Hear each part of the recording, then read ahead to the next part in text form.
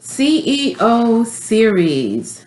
So you can do anything, but you can't do everything. I'm going to say that one more time. You can do anything, but you can't do everything. So, one of the things that's really huge for me, and one of the things that I often do as it relates to my purpose and my alignment with clients, is encourage and empower them in the area of belief.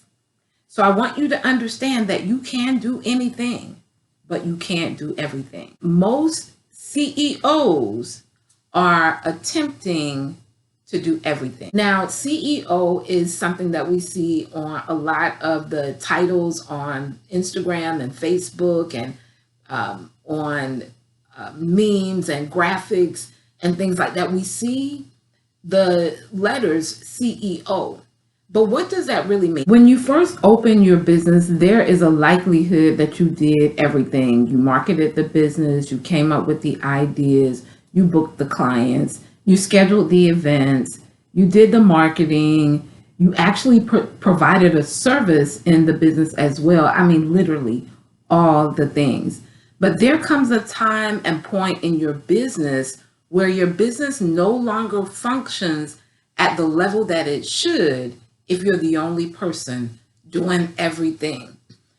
When I stepped into being self-employed, I knew that I wanted to grow. I knew that as a single operator, there was but so much that I could do. There was but so much of the six-figure realm that I could reach without needing help.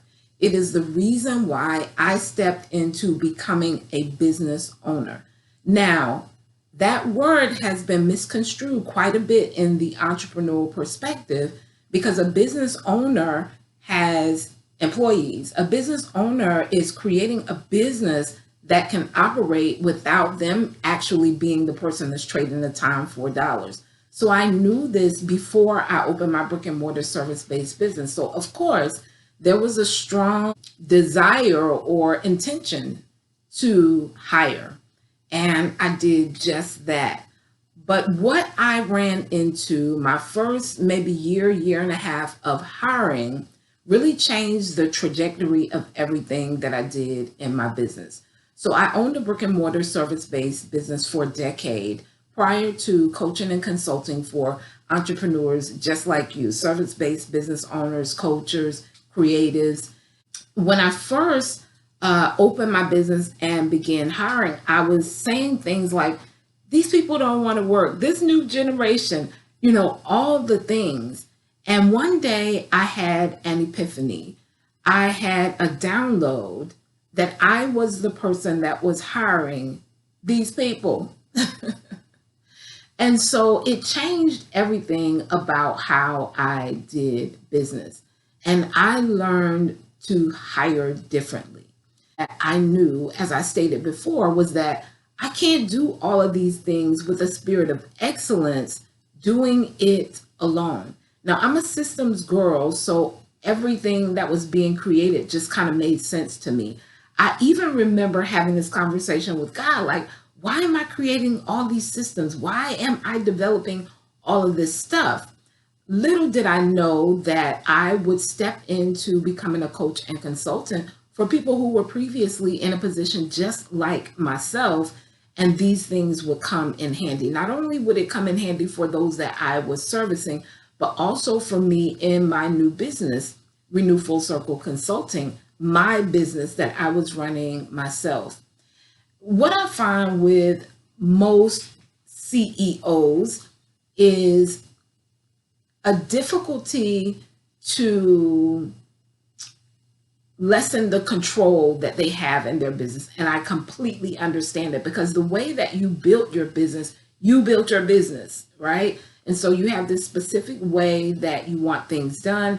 And sometimes there's a thought that no one else can do it the way that you do it. And that's 100% true. So one of the mindset shifts that you have to make is that you're not looking for someone who can do it exactly the way that you do it. You're looking for someone who can do it efficiently so that the business continues to move forward.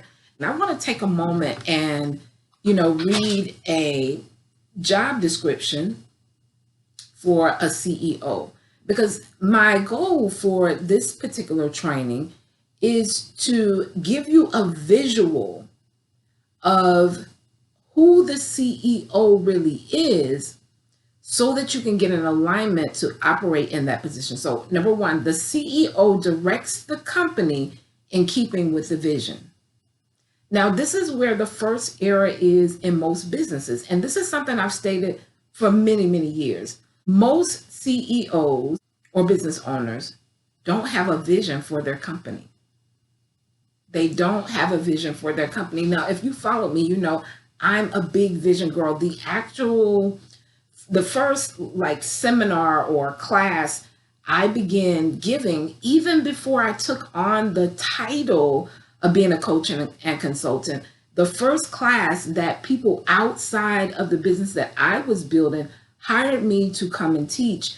The first workshop was on vision, because without vision, people do perish. It's like if you don't know the direction in which your company is going to head, the big picture for your company, then everything else that falls under that is kind of random, by happen chance. You know, there is no direction.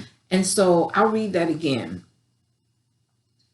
The first thing that the CEO does, you find that here, is directs the company in keeping with the vision. Vision was so important for me in my brick and mortar service-based business. So throughout that decade, I hired a team of 12 people. These were employees. Now I had contracted help as well, but the bulk of my business were those 12 employees when we were fully staffed. And it was huge, a part of me, as I didn't even have the title CEO. So let me just share that with you all. I never had business owner, CEO, none of that on my business cards. I actually had creative director. That's for a whole nother broadcast. But in order for me to get the people I was hiring in alignment with what we were doing, I needed a vision. I needed to be able to talk about the vision of the company, where we were heading. It impacted every step that I made in my company. Let me continue to read further. So the CEO partners with high-level officers to grow the company, strengthen it, and ensure its sustainability. It represents the company as required, including attendance of important functions, industry events, public meetings. This is when you are really stepping into the visionary position of your company, when you have freed up some of your time from all of those tasks where you're doing everything, where you can actually scale the business, where you can actually operate in your wheelhouse, in your superpowers, in what it is that you're great at that's going to move the business further. So there are a couple things that when I'm thinking about or working with CEOs, and people think this is trivial, but it's so huge. You have to know who you are. You have to know what your particular superpowers are and what you do that generates the most revenue from your wheelhouse in order to move forward. You need to know that for hiring, what type of leader you are, all of the things. But many people have the title CEO, but they don't have the full understanding of what that means and what that looks like. And so they continue to attempt to do everything in their business. There are people earning multiple six figures. I've worked with people whose business earns $1 million who struggle with really moving into the true position of what a CEO is. So my question for you today is, what is your biggest fear about bringing people on your team or properly stepping into the role of being a true visionary for your company? This position is huge. One, it allows you a new level of time freedom. It allows you a new level of certainty, and it allows you a new level of creativity. What most people do when they open their business is they're in reactive mode. They're constantly putting out fires because there is no real vision for the company. It's kind of like, oh, I have this idea, I'm going to do this. And so everything connected to that is kind of random as well. And so my first message to you in the CEO series is to let you know that you can do anything, but you can't do everything. What are you afraid to let go of? As you're moving more into the true role of being a CEO of your business, what is it that you're afraid of letting go of? Most people are saying, no one else can do it like me. Listen, when I learned to hire differently, which was a series of things that I needed to do in order to get in alignment with being a great leader, everything in my business changed. I had the best running consistent staff for about 4 years straight. Like they just stayed on with me and helped the company to grow because I got really clear on hiring. I didn't go in it feeling like I was the only one that could do everything. I didn't even want to do everything. I had done everything for many years prior to that as a self-employed person who was trading my time for dollars, who had pretty much hit the income cap that I could hit for what I knew at that time on my own. Actually, I had hit what I wanted to hit on my own. I didn't want any more responsibilities. And what most business owners do is they actually open the business and create a new job for themselves. They're not really getting the time freedom that they truly desire. So you got to ask yourself, what is it that I fear about letting some things go, some of those responsibilities and things that you are currently doing? I hope this has blessed you. I used to offer team building and things like that inside my exceptional mastermind. But one of the things I understand is that team building, culture, operations, SOPs, the whole structure, operational structure of a business was bigger than just including it in another program. And so the ways that I work with CEOs on their SOPs, their standard operational procedures, is privately. So that is through VIP opportunities. I do a growth VIP day where you spend 5 to 7 hours with me. I'll put that link in the comment. And I also do a next level new strategy session that's about a 60-day time to work with me. But your position as the CEO is how the company moves forward. And for today, I want to ask you, what is it that you're afraid to let go of?